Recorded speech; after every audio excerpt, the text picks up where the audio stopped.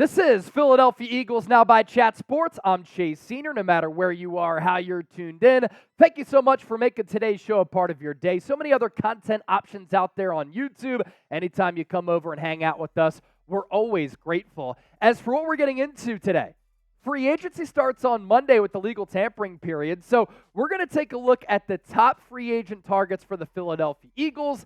Just players that Howie Roseman could sign to bulk up this roster. And this list, let me just say this right from the jump and lay the foundation, it's a vast list of a multitude of different types of players, from players that are going to cost a lot of money, might be a little bit unrealistic, but you can never rule out because Howie Roseman is always aggressive, to positions of need, and then cost-affordable players as well. Let's start off with some of the big-ticket free agents in this 2024 class. And it's funny because a lot of the high-priced free agents, pretty much all along the defensive line, and Chris Jones is certainly in that category. I think over the last couple of years, he has taken down Aaron Donald as the best defensive tackle in the game. And in the last two Super Bowls, he has been a tremendous player. If the Eagles were to sign Chris Jones, obviously this would be a massive splash. And everything that I've been hearing from being at the NFL Scouting Combine is that the Chiefs are willing to give him about $25 million. But Chris Jones understands and knows that there are other teams lining up to give him at least $30 million, because that's about in the range of what Nick Bosa got from the Niners last year, which made him the highest paid non-quarterback in the history of football. And Chris Jones has the argument he's a better, more impactful player than Nick Bosa. And if the Chiefs don't pay him, another team will. Obviously, this would require Philadelphia to free up a lot of money on the cap, but he has been able to take over games. 10.5 sacks this past year, and then you look at what he's done over the last 4, consistently available, consistently a game wrecker. He sits out week 1 for Kansas City because he wanted that restructured deal. He got it, and once again, he was terrific.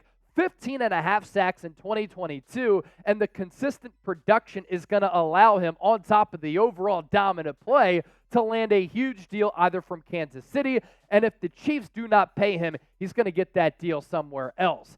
The Miami Dolphins did not use the franchise tag on Christian Wilkins, and he also plays defensive tackle, also a really good player, also a team captain. He's a little bit younger as compared to Chris Jones. And either Jones or Wilkins would signal to me, if the Eagles were to sign them, that Howie Roseman, he's a little bit underwhelmed by Jalen Carter, Jordan Davis, and Milton Williams, and those 3 defensive tackles. Now, Jalen Carter was runner-up for Defensive Player of the Year on the defensive side of the ball behind Will Anderson, who is great for the Houston Texans. I think more so the concern would be Jordan Davis. And my concerns for him coming out of Georgia, is he a 3-down player? Well, so far, he has not been a 3-down player. Christian Wilkins is. And this is a player who I think is starting to come into his own, and he's really been able to develop, and that really came to fruition this past year with Miami. Obviously, you have to throw out the Vic Fangio connection because he had a career year and a contract year, 9 sacks, 65 tackles, 10 TFLs when Vic Fangio was his defensive coordinator. There were some rumblings that some of the players in Miami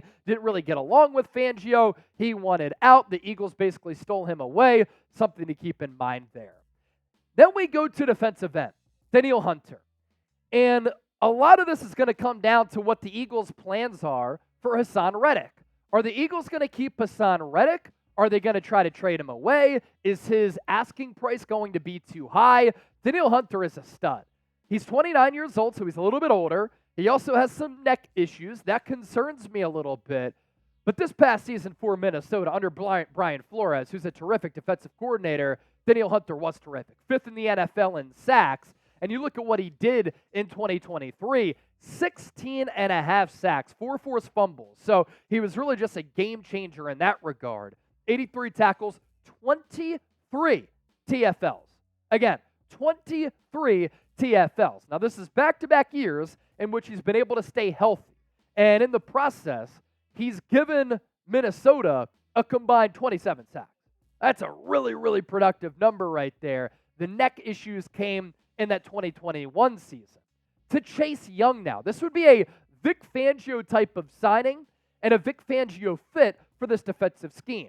He's been a frustrating player throughout his career, and a polarizing player throughout his career. He's had injury issues, he's had lack of effort issues, but he's 24 years old, and when you look at him, he looks like an absolute physical specimen. He has all of the physical tools to have a double-digit sack campaign. But for whatever reason last year for the 49ers, he played in 9 games, and he only totaled 2.5 sacks on a loaded defensive front. And when he played in 7 games with the Commanders, his sack production was even better with 5. He came under fire in the NFC Championship game for having a lack of effort, so that's an issue here. But when engaged, given the size that he has, Chase Young is a dominant player at times, and that's why he's so fascinating. And then you have Bryce Huff, who was a UDFA out of Memphis a few years ago, and every year that he's been in the NFL, he's progressed, he's taken steps forward, he's been a late bloomer who's rounding into form. And this is the type of player that might fit what Howie Roseman is looking for. Doesn't break the bank, analytical darling, late bloomer, kind of like Josh Sweat, where they paid him in advance expecting future production, and he lived up to that production. Now with Bryce Huff, you look at his numbers, 2 sacks, 3.5, and then he explodes for 10. And that Robert Saleh defense is very defensive lineman, I guess, friendly, and Bryce Huff reaped the benefits of that. And he was top 20 among all edge rushers and quarterback pressures. He had 67 last year, in addition to 21 quarterback hits and those 10 sacks. Again, I would like this signing because I'm not sure this is a signing where you have to pay him Christian Wilkins type of money, but it's a player who can give you double-digit sacks for the next couple of years under that contract. Before we continue to move forward with our top free agent targets video, make sure you subscribe to the channel. Free agency begins on Monday. We're going to discuss every move. And if you want to get ready for the offseason, ready for the spring, ready for the summer, support the birds and support the show, Real John shirts are available. Are you a real one who tunes in all the time? Then you're a real John. Chatsports.com/RealJohn. Obviously, it's a fun shirt. No need to take it too seriously. I rock these all the time when I do my workouts, sometimes on the show. We're going to put that link down below in the comment section, as well as in the description of this video. Available in the Kelly Green, available in black. Chatsports.com/RealJohn. All right, we're going to continue to move through some of these free agents here, and we'll start to go through some of these players a little bit quicker. We've talked a lot about Patrick Queen. If the Eagles are looking for an off-ball linebacker, he'd be awesome. Calvin Ridley would be a great wide receiver 3. Xavier McKinney, really good safety for New York, arguably the top free agent safety on the market. Kenny Moore, after the Eagles released Avonte Maddox, becomes a very, very viable and interesting target, formerly of the Indianapolis Colts. And then Xavier Howard, who was let go by Miami and has that familiarity with Vic Fangio's defense. I'd say all of these players, in some way, shape, or form, are 1, good fits, and 2, realistic possibilities here. And all of them would obviously give Philadelphia something a little bit different. For Patrick Queen, really good off-ball linebacker who can impact the game in a variety of ways. And you can include him in blitz packages. He can play in multiple different schemes. He's really good against the pass, and that's obviously really important. For Calvin Ridley, and going back to Queen, Eagles just got gashed in the middle area of the field. To Calvin Ridley, he had a 1,000-yard season coming off that gambling suspension last year under Doug Peterson when Trevor Lawrence was throwing him the football. He would be a great wide receiver 3 who played with Jalen Hurts at Alabama, as well as Devontae Smith, and a vertical threat who's so much better at tracking the football and running routes as compared to Quez Watkins, and you just really, really upgrade at that wide receiver 3 spot. Xavier McKinney, one of the top safeties, and we know that the Eagles need help at safety. And right now, only 2 safeties are currently under contract. Sidney Brown, as well as Reed Blankenship. And then Moore, very good slot corner who can play the run, not afraid to put his hat on the ball carrier. And then Xavier Howard. His best days are in the rear view. His best days are behind him.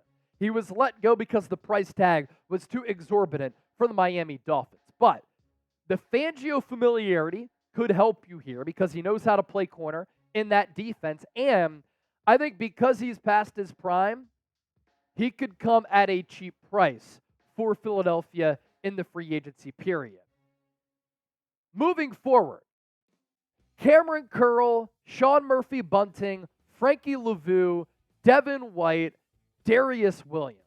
All of these players are intriguing to me too because Cam Curl, cerebral player who's a hard hitter.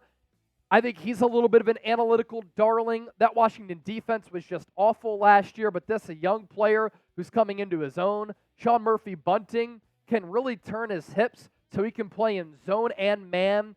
Frank Luvu, more on him in a moment. Devin White can wreak havoc from sideline to sideline. He's just a bullet train when he's engaged, but in talking with people at the NFL Scouting Combine, he kind of pouted all last year because he didn't get that contract extension. And then Darius Williams was top 5 among all cornerbacks in pass breakups last year. He was let go by the Jacksonville Jaguars earlier this week. Frankie Luvu, let's talk about him. Allowed a completion rate of 72.2%, gave up 378 yards through the air, 2 touchdowns. He had 2 pass breakups, no interceptions, a quarterback rating of 103.8. As far as those numbers, they're not great, but I do like the versatility to his game. He's not one of the blitzing linebackers that you're going to use a lot when you signal a blitz. He can drop back in coverage a little bit more than that, but in the last 2 years, 5.5 sacks and 7 sacks. That's not bad production. A couple of forced fumbles during that stretch as well, and in the last 2 years, he's been a tackling machine. More than 100 in each of the last 2 years in 2022 as well as in 2023. Other free agent targets that make sense. Geno Stone, I love how the Ravens develop defensive backs. When I was at the Combine, Eric DeCosta, Ravens general manager, said he might be the best 7th-round pick we've ever drafted. Drew Tranquill, really good player for the Kansas City Chiefs. That's a player that you can just trust. And if you can master Steve Spagnuolo's defense, you can master Vic Fangio's defense. Darnell Mooney is right up there with Calvin Ridley, 2 of my favorite wide receiver 3 targets in free agency. Andrew Van Ginkel, one of the highest graded edge rushers, outside linebackers in the NFL this past year, a career season under Vic Fangio with Miami. Julian Blackmon, very solid safety with Indianapolis. CJ Gardner-Johnson, we talked about him earlier this week. According to the buzz coming from the Combine, there's a real possibility him and Philadelphia could reunite. Azeez Al-Shire was 5th in tackles and 5th in tackles for loss last year for Tennessee, a former Niners linebacker for an organization that's developed the heck out of linebackers. Josie Jewell has worn the green dot, has played under Vic Fangio. If you want to bulk up linebacker but not break the bank there, that move could make sense. How about Odell Beckham Jr. as a wide receiver 3? I could see him leaving the Ravens. That's kind of the chatter right now. I still think he has some gas left in the tank, and him alongside A.J. Brown and Devontae Smith, I'm intrigued by it. And then Bobby Wagner, older linebacker who's still really, really productive. If you want some older safeties, Jordan Poyer, as part of the Buffalo Bills, just cleaning house, letting go of multiple starters, offensively and defensively, just to get under the cap. They let go of Jordan Poyer, former All-Pro safety, on Wednesday, and then another All-Pro safety, Eddie Jackson of the Chicago Bears, was also released in a move that freed up about $14 million for the Bears. Eddie Jackson was a first-team All-Pro under Vic Fangio in 2018. And then lastly, I doubt that the Eagles go shopping for a running back, but this is a loaded running back class if the Eagles want to upgrade there. Now, I think bringing back DeAndre Swift makes a lot of sense. But if you want to make a bigger splash name value-wise with Saquon Barkley, you can certainly do that. Derrick Henry, Josh Jacobs, Austin Eckler, those running backs all different. Derrick Henry, physical, bell cow back who's not going to catch passes. Saquon, dual threat back who offers you power and finesse. Josh Jacobs led the NFL in rushing yards in 2022. Austin Eckler gives you a little bit of everything, and DeAndre Swift doesn't have the workload of those other backs, still in his mid-20s, coming off a career year, first year for him, in which he surpassed 1,000 rushing yards behind that Eagles offensive line. And the crazy thing is, DeAndre Swift had 2 games in which he had more than 20 carries as he was criminally underused by Brian Johnson, who I'm happy is out of there. And in talking with people at the Combine, they just realized Brian Johnson wasn't cut out for the job. So with that, those are a bunch of free agent targets for Philadelphia. Name a player that you think the Eagles need to sign. Drop me a name or names down below in the chat, and we appreciate you for watching the show.